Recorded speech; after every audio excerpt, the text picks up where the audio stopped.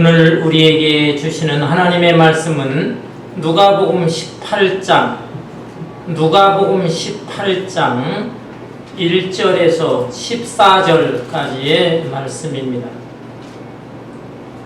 신약성경 126페이지 누가복음 18장 1절에서 14절까지 제가 한 절, 여러분 한 절 교독하겠습니다. 예수께서 그들에게 항상 기도하고 낙심하지 말아야 할 것을 비유로 말씀하여 이르시되 어떤 도시에 하나님을 두려워하지 않고 사람을 무시하는 한 재판장이 있는데 그 도시에 한 과부가 있어 자주 그에게 가서 내 원수에 대한 나의 원한을 풀어주소서 하되 그가 얼마 동안 듣지 아니하다가 후에 속으로 생각하되 내가 하나님을 두려워하지 않고 사람을 무시하나 이 과부가 나를 번거롭게 하니 내가 그 원한을 풀어주리라. 그렇지 않으면 늘 와서 나를 괴롭게 하리라 하였느니라. 주께서 또 이르시되 우리야 재판장이 말한 것을 들으라. 하물며 하나님께서 그 밤낮 부르짖는 택하신 자들의 원한을 풀어주지 아니하시겠느냐? 그들에게 오래 참으시겠느냐? 내가 너희에게 이르노니 속히 그 원한을 풀어주시리라. 그러나 인자가 올 때에 세상에서 믿음을 보시겠느냐 하시느니라. 또 자기를 의롭다고 믿고 다른 사람을 멸시하는 자들에게 이 비유로 말씀하시되 두 사람이 기도하러 성전에 올라가니 하나는 바리새인이요 하나는 세리라. 바리새인은 서서 따로 기도하여 이르되 하나님이여 나는 다른 사람들 곧 토색, 불의, 간음을 하는 자들과 같이 아니하고 이 세리와도 같이 아니함을 감사하나이다. 나는 이르러 두 금식하고 또 소득의 11조를 드리나고 세리는 멀리 서서 감히 눈을 들어 하늘을 쳐다보지도 못하고 다만 가슴을 치며 이르되 하나님이여 불쌍히 여기소서 나는 죄인이로소이다 하였느니라. 내가 너희에게 이르노니 이에 세리인이 아니고 이 사람의 의롭다 하심을 받고 그의 집으로 내려갔느니라. 무릇 자기를 높이는 자는 낮아지고 자기를 낮추는 자는 높아지리라 하시니라. 아멘. 우리 기독교 신앙생활에 3대 요소가 있다면 말씀과 기도와 찬송이라고 할 수 있습니다.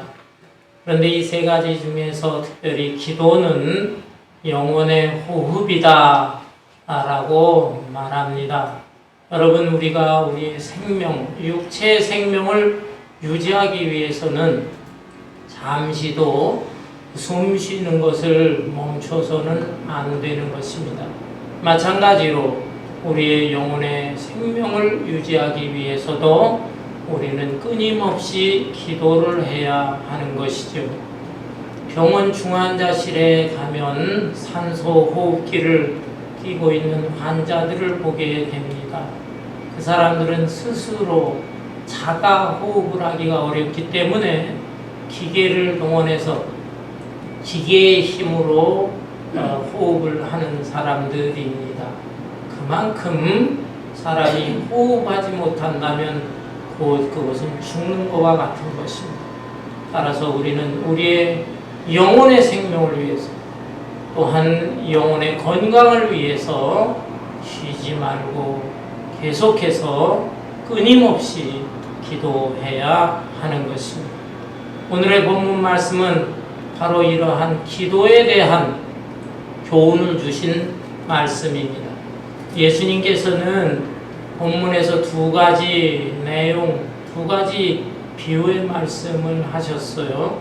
하나는 불의한 재판장의 비유, 또 하나는 바리새인과 세리의 비유인 것입니다.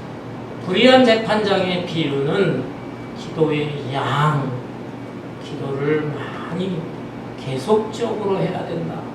기도의 양을 강조한 말씀이고, 바리새인과 세리의 비유는 기도하는 마음의 자세, 또 기도의 내용은 어떠해야 되는가, 기도의 질적인 면을 강조한 말씀입니다. 먼저 불의한 재판장의 비유를 살펴보겠어요. 본문 누가복음 18장 1절에 보니까 예수께서 그들에게 항상 기도하고 낙심하지 말아야 할 것을 비유로 말씀하여, 예수님이 불의한 재판장의 비유를 말씀하신 목적이 나와 있어요. 그 목적은 우리가 기도할 때 항상 기도해야 된다. 쉬지 않고 끊임없이 기도해야 된다. 그리고 또 기도의 응답이 금방 없을지라도 낙심하지 말아야 된다. 이 두 가지 목적으로 본문 말씀을 비유로 하신 것입니다. 그러면 비유의 내용이 뭘까요? 2절에 보니까 이르시되 어떤 도시에 하나님을 두려워하지 않고 사람을 무시하는 한 재판장이 있는데, 어떤 도시에 재판장이 있는데 이 사람이 하나님을 두려워하지 않는다. 하나님을 두려워하지 않는다는 건 얼마나 교만한 사람입니까? 그리고 겁이 없는 사람이에요. 겁이 없어요. 전능하신 하나님께서 한번 손으로 내리치면 어떻게 되겠습니까? 하나님이 얼마나 무서운 무서운 분인데 그 하나님을 두려워하지 않는 교만한 자였어요. 또한 사람을 무시하는 자, 이 사람을 무시한다. 얼마나 악하고 못된 자인가 알 수가 있어요. 이러한 재판장이 그 도시에 있으니 그 도시가 얼마나 참 공정하고 또 평안한 도시가 될 수 있겠습니까? 이 사람 때문에 도시 전체에도 참 억울한 일, 불의한 일을 당하는 사람들이 꽤 많이 있었을 것입니다. 아니나 다를까 이 도시에 억울한 일을 당한 과부가 있었습니다.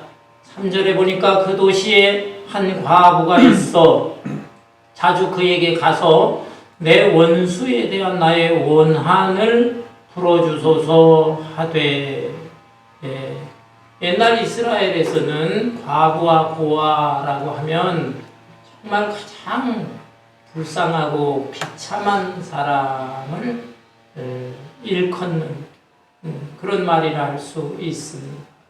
옛날에는 육체노동 중심의 사회였기 때문에 연약한 과부나 고아나 이런 사람들이 일을 해서 경제적인 수익을 얻을 수가 없어요. 뿐만 아니라 과부와 고아는 외로운 처지에 있는 사람들인 것입니다.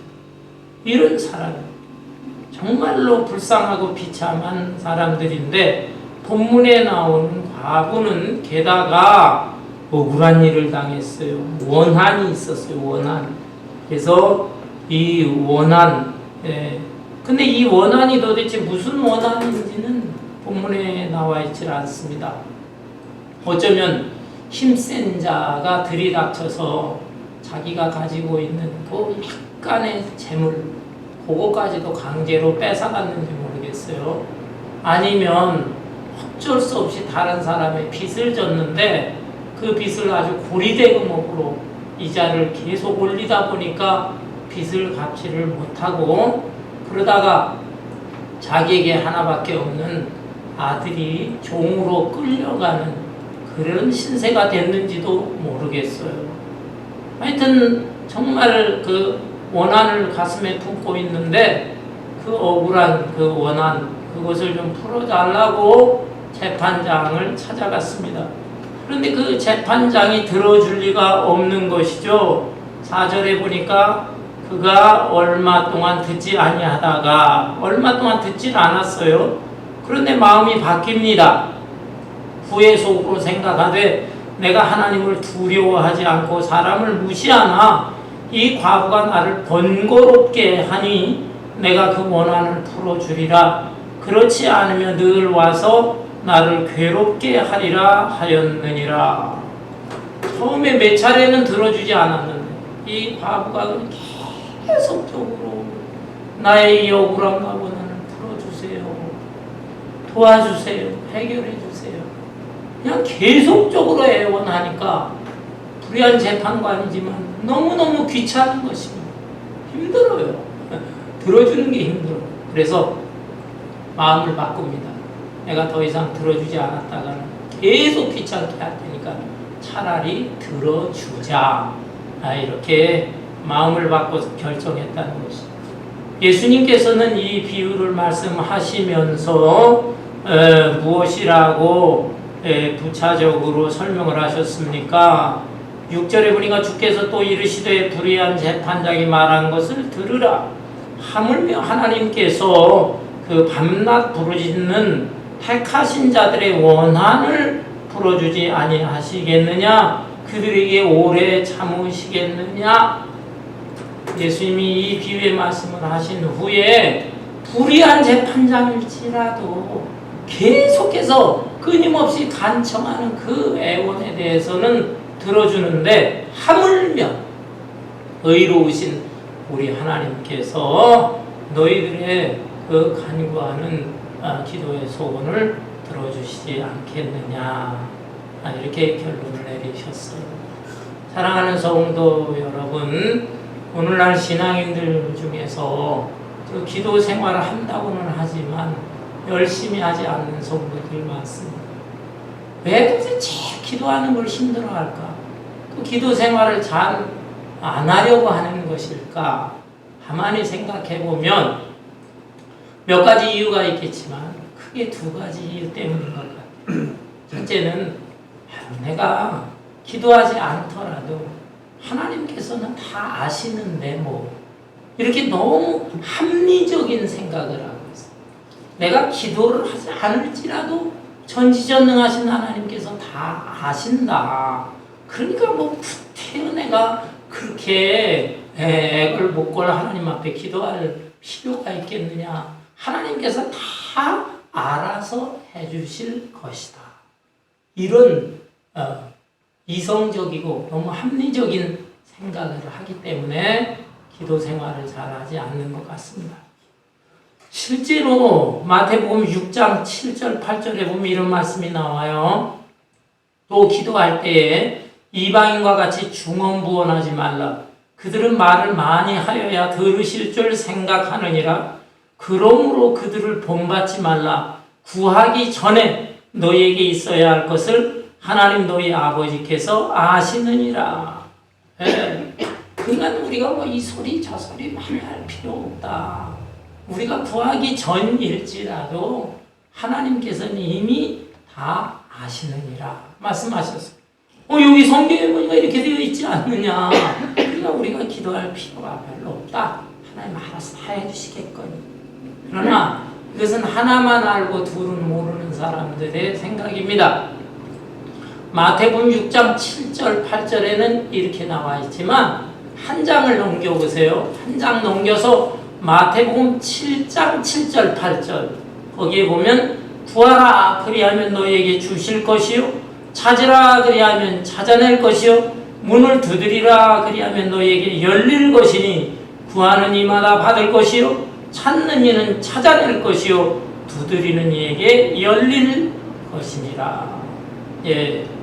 구하기 전에 하나님은 다 아시기는 하지만 그러나 구해야 된다 이 말입니다. 구하는 자에게 하나님께서 주신다 말씀하셨어요. 너무 합리적으로 하나님 다 알아서 해주시겠지 하고 기도를 소홀히 해서는 안 됩니다. 또 한 가지 왜 신앙이 있다고 하면서도 기도 생활을 잘 하지 않는 것일까? 몇 차례 기도는 해봤다 이 말이에요. 자꾸 그냥 목사님 기도하라 그러고 교회에서도 기도하라.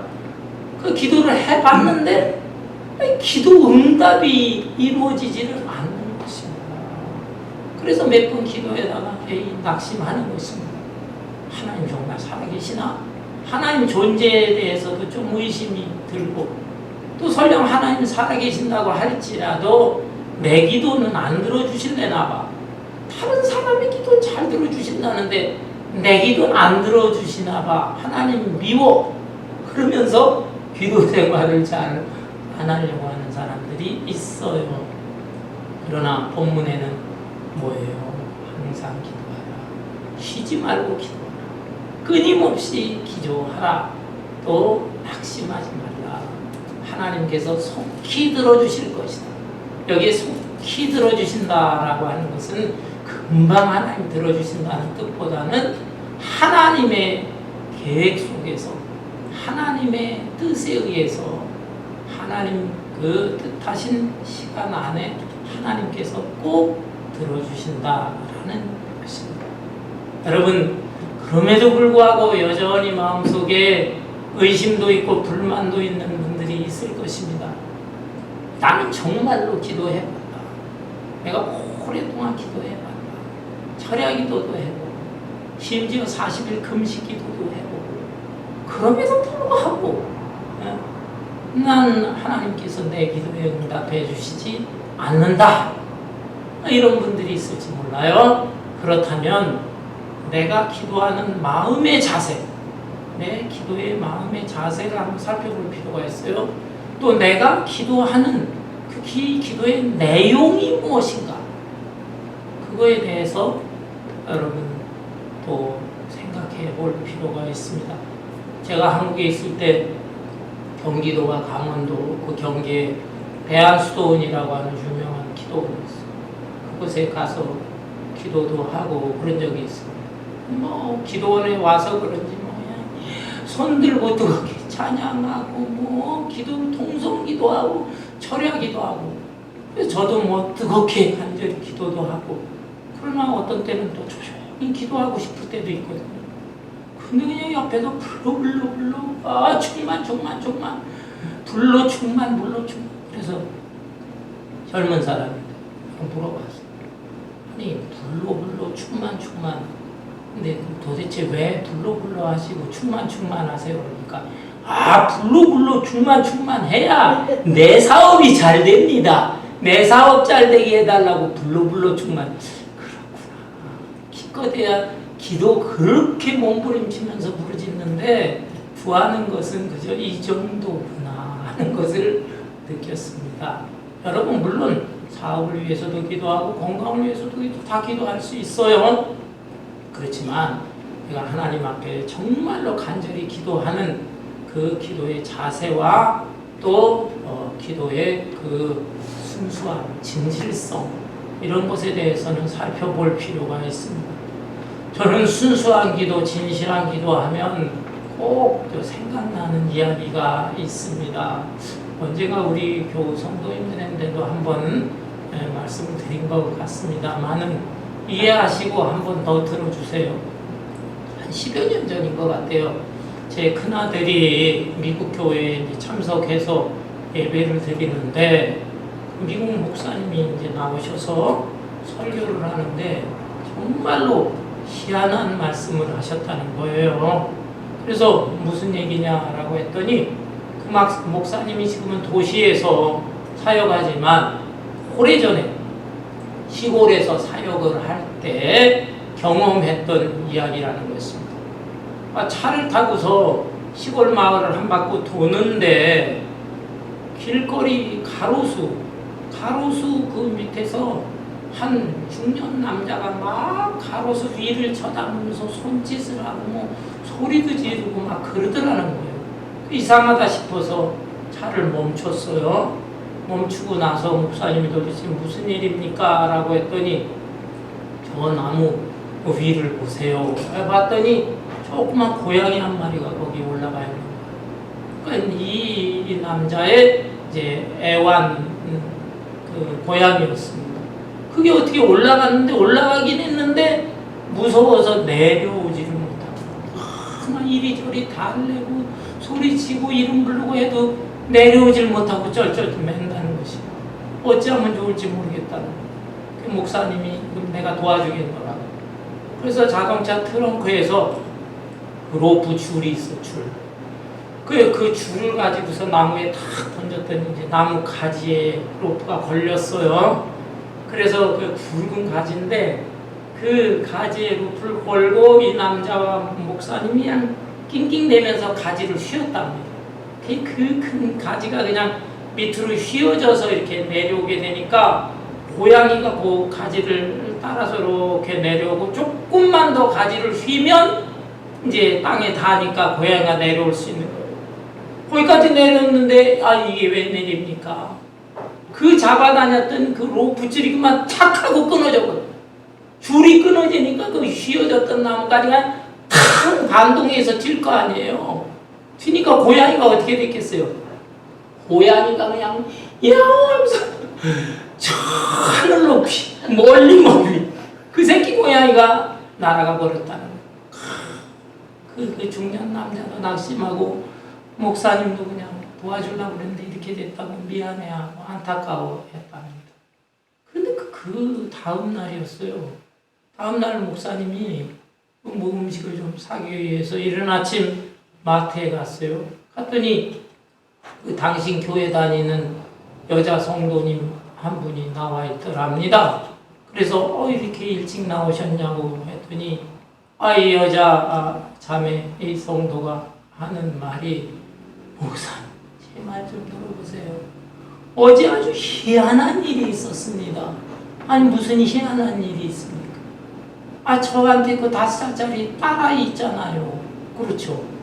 그 딸애가 한 달 전부터 고양이 사주세요. 고양이 사주세요 하는데 자기가 고양이 귀찮아가지고 안 사줬다는 거예요. 근데 어제도 낮에 마당에 앉아서 정원에 있는 그 뜰에 꽃나무들을 보면서 쉬고 있는데 이 딸애가 또 고양이 사달라고 그렇게 애원을 하더라고요. 그래서 자기가 귀찮은 듯이 아이한테 네가 하나님한테 기도해봐라. 하나님한테 기도하면은 하나님이 고양이 주실 수 있겠지? 그렇게 그냥 무심코 말을 했대요. 그랬더니 엄마 정말? 하고서는 그 다음에 그 의자에 앉아가지고 하나님 고양이 주세요. 고양이 주시면 나 예쁘게 아주 잘 키울게요. 고양이 주세요. 예수님 이름으로 기도합니다. 딱 했더니 이게 웬걸? 하늘에서 뭔가 푸석하면서 정원에 뭐가 떨어지더라는 거예요. 그래서 뭐야? 하고 봤더니 아이고 이 새끼 고양이가 양 하면서 있더라. 너무너무 충격을 받은 너무너무 아니 목사님 세상에 이럴 수가 있습니까? 이런 희한한 일이 있습니까? 그런데 아이하고 약속을 했으니까 자기가 고양이를 별로 좋아하지 않아도 고양이를 키울 수밖에 없겠구나 하고 고양이 밥 사러 지금 마트에 왔다는 거예요. 그 말을 들은 목사님은 더 놀랐어요. 더 놀라가지고 아니 우리 자매님 내 얘기 들어봐요. 아니 어제 오후에 내가 세상에 이런 일이 있었고 뭐 가로수 나무에 그게 탕하고서 공중으로 날아갔는데 그게 여기에 떨어졌군요. 야 여러분 믿어집니까?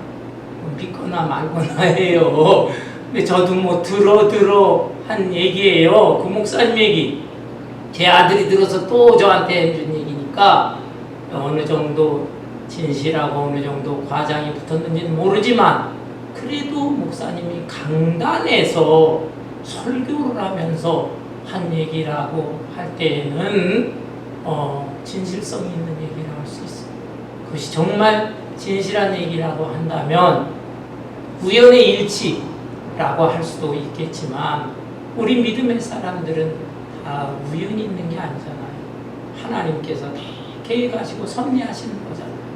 그래서 이 어린 아이의 기도지만 5살짜리 아이가 너무나 순수하고 너무나 진실하게 기도를 하니까 하나님께서 기가 막힌 방법으로 응답해 주신 것이 아닌가 이런 생각을 합니다.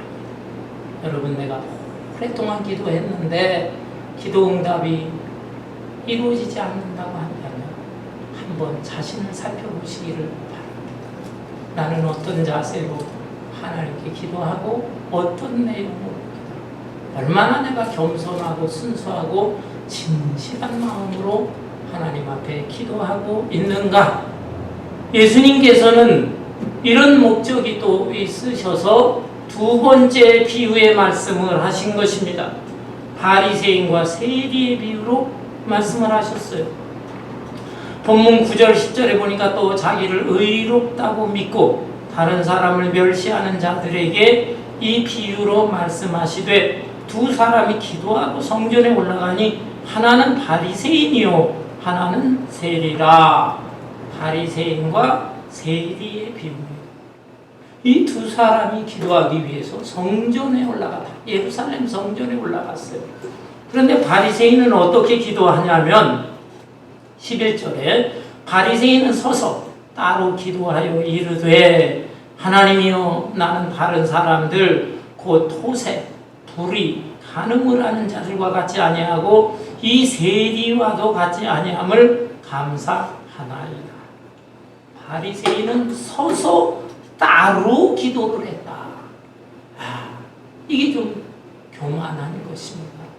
자기가 무슨 잘난 사람이라고 여러 무리가 있으면 무리 속에서 같이 기도할 것이지 자기는 유별나게 따로 탁 나와가지고 거기 서서 기도합니다. 이거는 하나님 앞에 기도하기보다는 사람들한테 나 좀 봐라. 내가 이렇게 거룩한 사람이야. 나 이렇게 경건한 사람이야. 나 좀 봐라. 사람을 의식해서 기도하는 것입니다. 기도의 자세가 순수하지 않아요. 겸손하지 않아요. 그러면서 기도의 내용은 무엇입니까?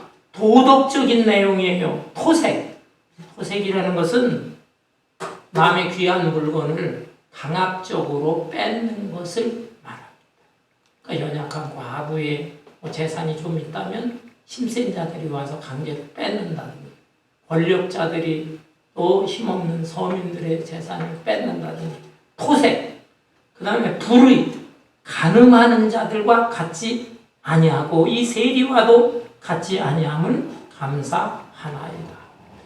도덕적인 행위로서 자기가 다른 사람보다 우월하다는 것이에요. 글쎄요, 이런 도덕적인 행위 이건 좋은 겁니다. 좋은 거지만 이것을 갖다가 하나님 앞에 자랑할 것은 아니다. 사람들 앞에서도 이런 거 했다고 해서 자랑할 거 아니에요. 그거는 사람들이 평가하고 또 하나님께서 다 보시고 평가하고 판단할 것이지 나 이런 사람이야 자랑하는 것, 이것이 하나님께서 기뻐하지 않으시는 것이다. 뿐만 아니라 이 사람은 도덕적인 행위와 함께 종교적인 행위, 그걸 자랑하고 있습니다. 12절에 나는 일회에 2번씩 금식하고 또 소득의 11조를 드리나이다 하고, 자기가 일주일에 2번씩 금식한대요. 여러분 구약 성경에 보면 모세 시대 때, 모세가 율법을 받을 때는 1년에 한 번 금식하게 되어 있었어요. 1년에 한 번 대속죄일 욤키퍼라고 하는데 대속죄일 날 하루 종일 금식기도 합니다. 그러다가 세월이 흐르면서 이스라엘이 멸망을 당하고 바벨론 포로로 끌려가고 포로에서 다시 돌아왔을 때 그들의 간절함이 더해서 1년에 한 번 금식하는 것을 1년에 4번씩 금식을 했어요. 성경에는 여기까지. 근데 그 후대의 사람들이 이 성경을 나름대로 막 해석을 하면서 복잡한 규정들을 막 만들어냅니다. 성경과 별 관계가 없이 그냥 규정을, 세칙을 만들어내면서 일주일에 막 2번씩 금식하게끔 만드는 거예요. 근데 월요일날하고 목요일날, 근데 이날은 모세가 시내산에 십계명 받으러 올라간 날이 목요일이고 내려온 날이 월요일이었던 것 같아요. 그날을 생각하자. 모세를 생각하고 모세가 산에 올라가고 내려온 날을, 그날을 기념하면서 일주일에 이틀씩이나 금식하자. 그러니 일주일에 이틀 금식할 수 있는 사람이 누가 있겠습니까? 특별한 종교인들 외에 일반 성도들은 이틀씩 금식하면서 자기 생업도 하고 해야 되는데 어떻게 하겠습니까? 그런데 바리새인들은 나는 일주일에 이틀 금식해, 그걸 가지고 자랑하는 거예요. 자랑. 그 다음에 소득의 11조를 드리는 것은 좀 당연하다라고 할 수 있는데 그걸 갖다가 또 자랑하고 있는 것입니다. 이런 사람들, 도덕적 행위나 종교적 행위, 이것은 잘하는 것이지만 자랑할 것이 없는 것이고, 뿐만 아니라 예수님께서는 이 바리새인들에 대해서 다른 곳에 보면 회칠한 무덤 같은 자들이 겉은 회칠을 해서 깨끗하게 보이지만 그 속은 썩은 냄새가 진동하는 시체가 들어있는 것 같다. 그러니까 이 사람들이 겉으로는 사람 볼 때는 이렇게 행동했다. 사람 볼 때는. 그러나 사람들이 없을 때 은밀한 곳에 계시는 하나님과 교제할 줄을 모르고 그럴 때에는 엉터리 생활을 했던 것이죠. 네. 이런 사람들. 근데 이에 비해서 세리가 등장합니다. 13절에 보니까 세리는 멀리 서서 감히 눈을 들어 하늘을 쳐다보지도 못하고 다만 가슴을 치며 이르되 하나님이여 불쌍히 여기소서 나는 죄인이로소이다 하였느니라. 세리는 이게 세무서원이죠. 세금 걷는 사람입니다. 예수님 당시에 이 세리는 창기와 더불어서 죄인의 대명사로 인식되어지는 사람들이었어요. 왜냐하면 자기 동족들한테 세금을 과다하게 부과를 합니다. 근데 일부는 로마 정부에 바치고 나머지는 자기가 착복을 하는 사람. 그러니까 뭐 경제적으로 잘 살았지만 사람들이 더러운 놈들이라, 매국노 같은 놈들이라 그렇게 인정을 해주지 않았습니다. 그런데 이러한 세리도 하나님께 기도하고 싶었어요. 성전에 나왔는데 감히 성전 안쪽에 들어올 생각을 못하는 것입니다. 경제적으로 보면 바리새인들이나 일반 사람들보다 더 우월하게 잘 사는 사람이었을 것입니다. 그런데 그런 걸 자랑할 생각을 하지 않는 거예요. 돈 자랑이 아니라 하나님 앞에 자기는 죄인 중에 죄인이구나 이 생각을 하면서 성전 안에 들어가지도 못하고 멀리 서서 기도합니다. 멀리 서서. 그뿐만 아니라 감히 눈을 들어 하늘을 쳐다보지도 못해요. 이스라엘 사람들은 기도할 때 일반적으로 하나님과 이렇게 대면하며 하늘을 쳐다보면서 기도를 합니다. 이게 정상적인 기도예요. 간혹 엎드려 간절히 기도도 하지만. 근데 이 세리는 감히 하나님의 얼굴을 쳐다볼 수가 없어요. 그래서 고개를 떨구고서 기도를 하고 그러면서 가슴을 칩니다.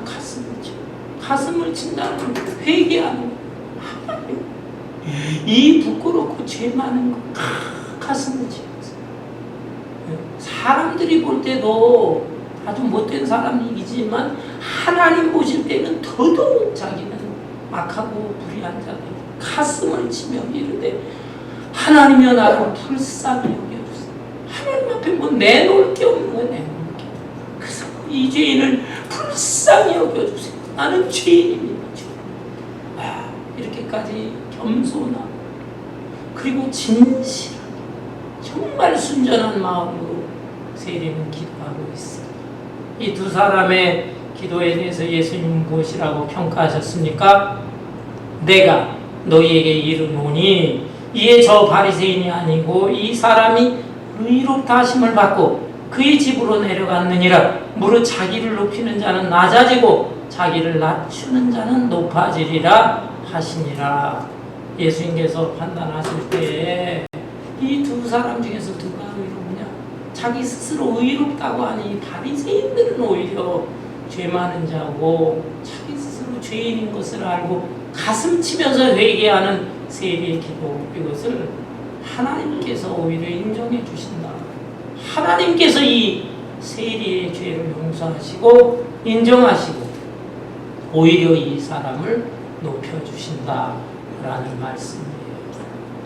기도의 양도 중요하지만 기도의 질, 어떤 마음 자세와 어떤 심정으로 어떤 내용으로 기도하는가, 이것이 더 중요하다라는 말씀이에요. 여러분, 기도의 용사들이 성경에도 많이 있고 또 우리 교회 역사 속에도 많이 있어요. 그 가운데 정말 기도의 용사라고 할 수 있는 분, 여러분 조지 뮬러에 대해서 들어보셨죠? 조지 뮬러, 이 사람은 독일 태생이면서 한평생 또 영국에서 생활하고 사역했던 인물입니다. 고아들의 아버지, 수많은 고아들을 챙겼어요. 10,000명이 넘는 그 아들을 챙기면서 한평생 주님을 위해 헌신했던 사람입니다. 그런데 이 사람이 기도할 때마다 노트에다 기도의 제목을 썼는데 그 기도한 그 페이지가 3,000페이지거든요. 3,000페이지. 근데 그 3,000페이지의 기도의 내용이 거의 다 이루어졌어. 5만 번의 기도, 그 기도의 응답이 이루어졌다. 그 메모를 해놓았습니다. 그래서 정말 위대한 그 기도의 영웅이라 할 수 있는데, 그런데 이분에게도 기도 응답이 잘 이루어지지 않는 제목이 있었다는 것. 그것은 젊은 시절부터 함께 생활했던 5명의 친구들이 있는데, 이 친구들이 불신자대, 불신자. 그래서 그 5명 친구들을 위해서 계속 기도를 했다. 그랬더니 점차 정말 하나님의 역사가 일어나는데 3사람이 예수를 믿게 돼. 3사람. 그렇지만 나머지 2사람이 안 믿는 겁니다. 무려 52년 동안을 그렇게 기도를 했는데 2사람이 기억도 안 믿고 마지막 세상을 떠나기 얼마 전 조지 뮬러가 몸이 쇠약해서 더 이상 설교를 할 수 없는 지경까지 됐는데 그날따라 꼭 설교를 하고 싶었대요. 그래서 성도들에게 나를 좀 부추겨라. 그래서 그냥 비틀거리는 그 몸으로 강단에 서서 마지막 힘을 다해서 설교를 하고, 근데 그 설교할 때 그 자리에 친구 둘 중에 한 사람이 마침 참석을 하게 되었다.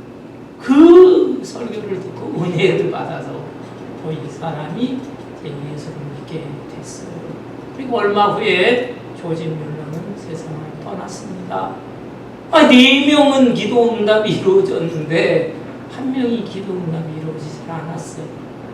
장례식 치르고 얼마 시간이 지났습니다.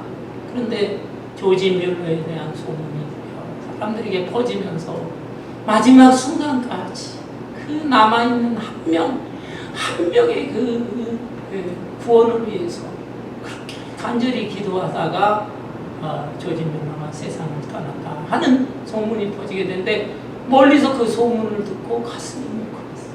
이 친구가 성령의 감동을 받고 회개를 하고 예수를 믿게 되었습니다. 이 마지막 5번째 친구는 예수 믿은 후에, 중생한 후에 영국 전역을 돌아다니면서 간증을 했습니다. 여러분, 조지 뮬러의 기도는 응답받지 못한 기도가 없습니다. 그분의 최후의 응답이 바로 접니다. 제가 바로 이렇게 조지 뮬러의 마지막 기도의 응답자입니다. 그렇게 간증하면서 다녔다고 합니다. 사랑하는 성도 여러분, 우리가 기도 생활을 한다고 하지만 얼마나 기도하고 있어요. 기도의 양, 기도의 시간, 계속해서 그 시간과 양을 늘리면서 끊임없이 기도해야 되겠어요.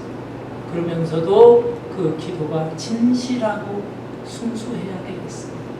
그러면 하나님께서 정하신 때에 반드시 응답해 주실 줄 믿습니다. 오늘 이 본문 말씀 중에서 특별히 예수님께서 강조하고 싶은 구절이 있었던 것 같아요. 제가 볼 때는 우리에게 경고의 말씀으로 주신 그런 귀절이라고 생각합니다. 그것은 바로 본문 누가복음 18장 8절의 말씀입니다. 내가 너희에게 이르노니 속히 그 원한을 풀어주시리라. 그러나 인자가 올 때에 세상에서 믿음을 보겠느냐 하십니다. 인자가 오실 때, 인자 예수님이죠. 예수님께서 이 세상에 오실 때에 믿음을 보겠느냐. 여기에 믿음이라는 것은 2가지 기도의 비유를 말씀하셨기 때문에 기도하는 자라는 뜻입니다. 기도하는 자. 곧 예수님께서 이 지상에 다시 오실 때, 역사의 마지막 만세지 말에 기도하는 자들을 보겠느냐라는 뜻입니다. 마지막 때가 되면 엄청난 환난과 핍박이 찾아올 것입니다. 그때 어이구 무서워. 이 고난 속에서 내가 어떻게 살아날까 염려하고 두려워만 하지, 전지전능하신 하나님을 의지하면서 기도 생활하려고 하지 않는다는 거예요. 뿐만 아니라 마지막 때가 되면 한편으로는 돈과 향락의 세상이 돈과 향락의 세상. 그거 의지하는 게 더 재밌게 즐겁게 행복하게 살 것 같아. 그러다 보니까 기도 생활을 더 하지 않게 된다라는 것입니다.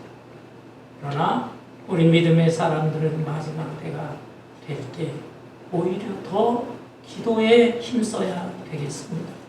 여러분, 요즘 말세지 말의 징조가 더 뚜렷하게 나타나고 있습니다. 전쟁과 기근과 지진과 기상이변과 산불. 이 지금 캘리포니아 북쪽, 북부 지역에 어마어마한 산불이 일어난다고 하잖아요. 뉴스 보죠. 또한 저 동부 쪽에 켄터키 이런 데 또 물난리 홍수가 나잖아요.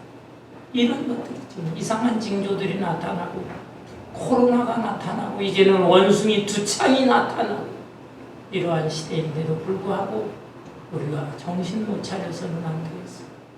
베드로전서 4장 7절에 보면 만물의 마지막이 가까웠으니 너희는 정신을 차리고 깨어 근신하여 기도하라 라고 했습니다. 우리 모두 어느 때보다도 앞으로 더 기도의 시간과 기도의 양을 누리고 그러면서도 하나님 나를 어떻게 보실까?